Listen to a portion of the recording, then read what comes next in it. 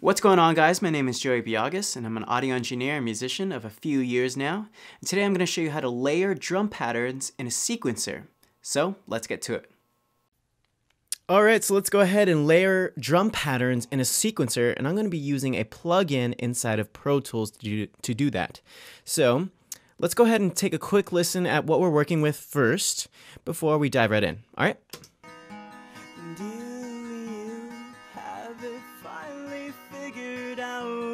Will you never have to shout? 'Cause I'm tired of hiding in my bedroom.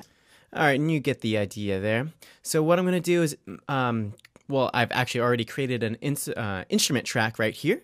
So I'm going to switch over to my mix window, and under our instrument track, I'm going to insert a drum sequencer.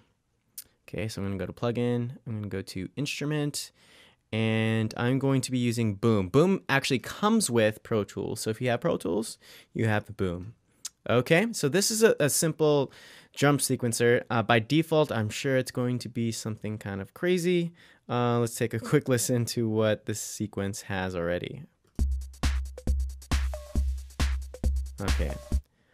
Okay, so I think I was playing with this earlier, and what I liked was the dance 2. So I'm going to select dance 2 samples, and let's take a quick listen again.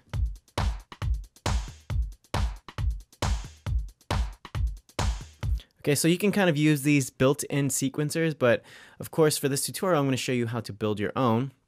So for right now, I'm basically going to mute everything other than the kick and snare, because we're just going to work with kick and snare, and usually you build from there on top of your beats.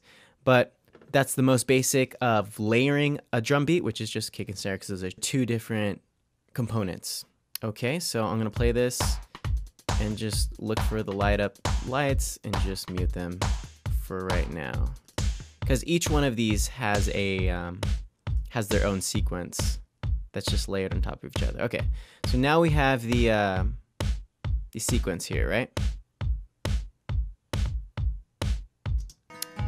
Okay, so I'm going to undo each one of these lights.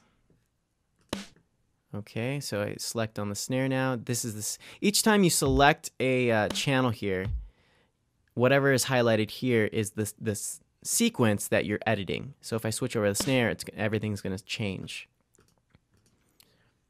All right, so I'm going to work on the snare first. Or the kick. So with kick, I'm just going to make a basic simple beat with the kick and have a kick every single measure. So as you can see, these numbers down here, they represent each measure. So 1, and then cruise over to 5, because each separation is a measure, because there's 4 beats in a measure. So I'm just going to select these ones, and you can actually adjust these, especially in booms. Each drum sequencer is a little different, but you can adjust how hard the sample hits. So if I select this one again, see how the light kind of dims just a little bit? It's actually a little softer. And if I click one more, it's still lit. You can barely see it, but it's still lit. And then one more click means it's off. Okay, so let me kind of show you an example of what I mean. Well, let's play this. So if I click this again, see how that sounds softer? See, that sounds softer than the rest. Okay, but let's put this back to where it was, and then the snare, I'm going to hit every other measure, because that's kind of how like a basic snare would be. So I'm going to skip the first one, cruise over to the next measure, select, skip one measure, and cruise over to the next, which is 13. But with this one, let's make it a little bit fun and sneak in one more drum snare hit. Okay, so that should sound something like this.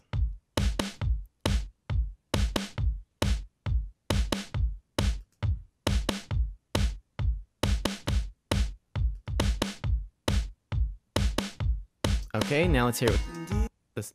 Now let's hear it with the song.